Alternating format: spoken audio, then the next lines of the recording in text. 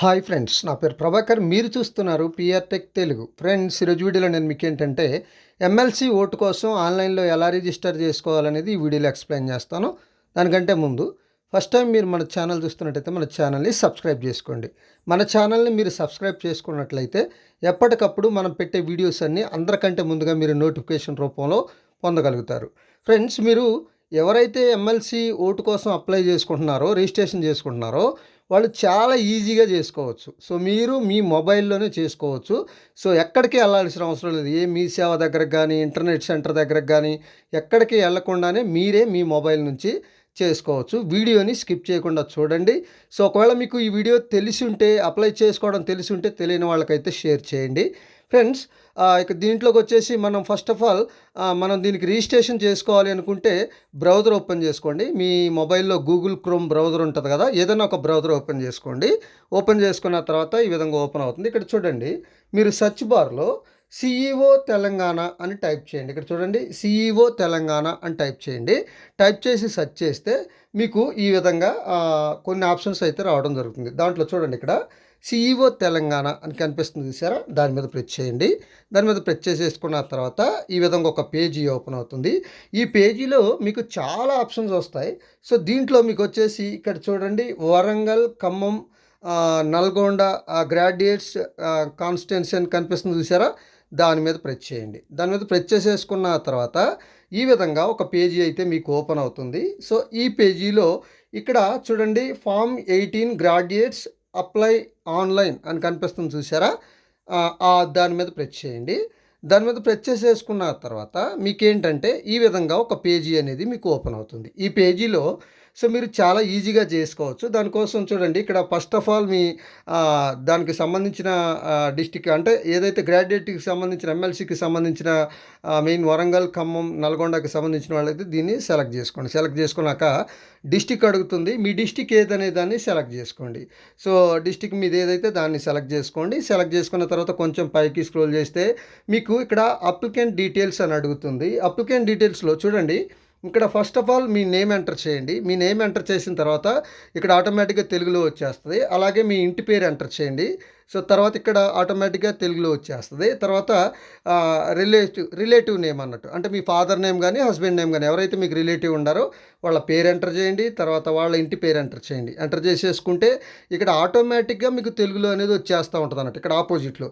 So తర్వాత వచ్చేసి ఇక్కడ దీంట్లో చూసుకున్నట్టయితే జెండర్ ఆఫ్ అప్లికెంట్ అని అడుగుతుంది. మేల్ అయితే మేల్ పెట్టండి, ఫీమేల్ అయితే ఫీమేల్ పెట్టండి. తర్వాత టైప్ ఆఫ్ రిలేషన్షిప్ అని అడుగుతుంది. రిలేషన్షిప్ అనేది సో మీరు ఎంటర్ చేసింది మీ ఫాదర్ నేమ్ అయితే ఫాదర్ సెలెక్ట్ చేసుకోండి, మదర్ అయితే మదర్, హస్బెండ్ అయితే హస్బెండ్, వైఫ్ అయితే వైఫ్. మీరు ఎవరిదైతే సెలెక్ట్ చేసుకున్నారో రిలేటివ్ నేము, సో దాన్ని ఇక్కడ సెలెక్ట్ చేసుకోండి. సెలెక్ట్ చేసుకున్న తర్వాత కొంచెం మీరు పైకి స్క్రోల్ చేస్తే ఇక్కడ డేట్ ఆఫ్ బర్త్ అడుగుతుంది.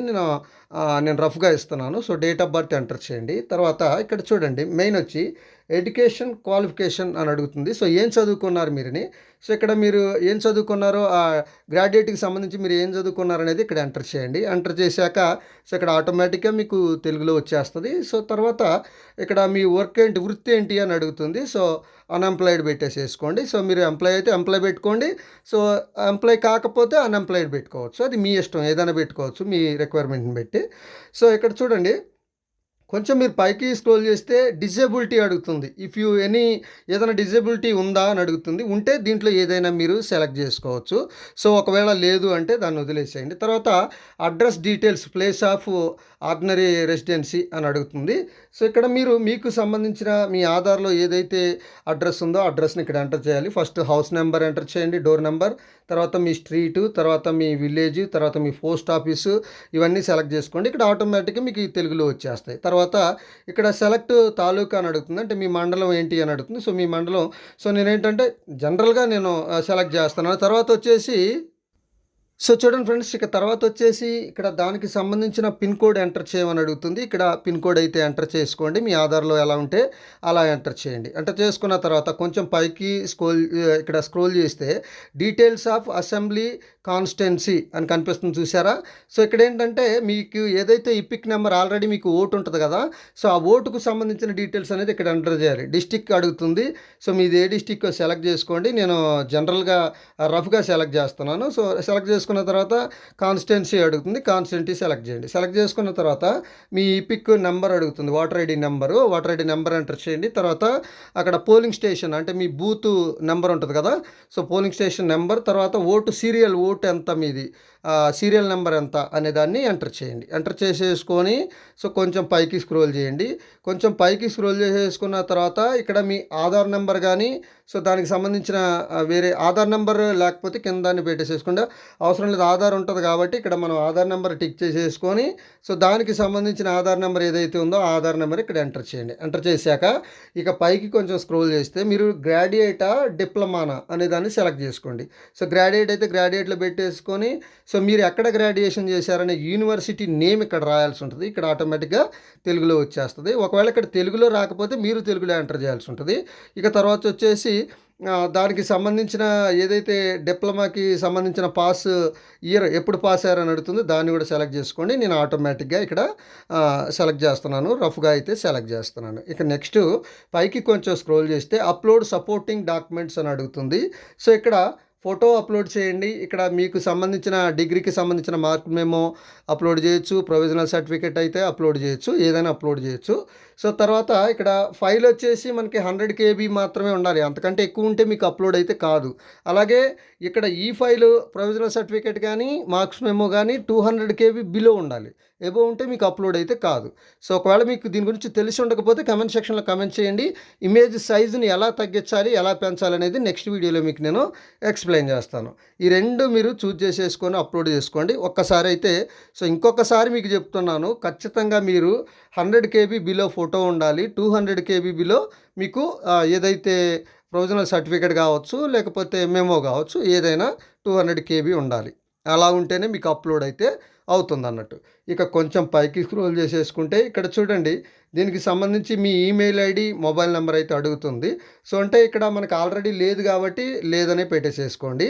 సో కొంచెం పైకి స్క్రోల్ చేసుకుంటే ఇక్కడ చూడండి, మీకు మీ మొబైల్ నెంబర్ అడుగుతుంది, మీ ఈమెయిల్ ఐడి అడుగుతుంది. మీ మొబైల్ నెంబర్ ఇవ్వండి, మీ ఈమెయిల్ ఐడి ఇవ్వండి, working email ID, active number, active email ID ఇవ్వండి. ఎందుకంటే మీ అప్లికేషన్కి సంబంధించిన డీటెయిల్స్ అనేది అప్లికేషన్ నెంబర్ అనేది ఓటీపీ వస్తుంది. సో మీకు మెయిల్కి కూడా వస్తుంది అన్నట్టు. కాబట్టి రెండు యాక్టివ్లో ఉండ మెయిల్ ఐడి, యాక్టివ్లో ఉన్న మొబైల్ నెంబర్ని అయితే ఇవ్వండి. ఇచ్చేసేసుకున్న తర్వాత కొంచెం పైకి స్క్రోల్ చేస్తే ఇక్కడ మీకు ఒక క్యాప్చా కనిపిస్తుంది కదా, ఈ క్యాప్చాని ఇక్కడ ఎంటర్ చేసి సబ్మిట్ మీద ప్రెస్ చేయండి. సబ్మిట్ మీద ప్రెస్ చేస్తే వెంటనే మీకు దీనికి సంబంధించిన అప్లికేషన్ అనేది సబ్మిట్ అవుతుంది. సో మీకు ఒక అప్లికేషన్ నెంబర్ కూడా రావడం జరుగుతుంది. సో ఆ నెంబర్ని మీరు సేవ్ చేసుకొని పెట్టుకోండి. సో 1-2 డే తర్వాత మీకు ఎంతవరకు అప్రూవల్ అయిందా లేదా అనేది కూడా తెలుసుకోవచ్చు. లేదు అనుకుంటే ఆ నెంబర్ తీసుకొని డైరెక్ట్ మీ దగ్గర బిఎల్ఓ ఉంటే సో బిఎల్ఓ దగ్గరికి వెళ్ళి అక్కడికి ఆ నెంబర్ మీరు సబ్మిట్ చేసినా కానీ మీకు ఇమీడియట్గా కార్డ్ అనేది అప్రూవల్ చేస్తారన్నట్టు. సో ఈ విధంగా అయితే మీరు ఎమ్మెల్సీ ఓటు కోసం ఆన్లైన్ రిజిస్ట్రేషన్ అయితే చేసుకోవచ్చు.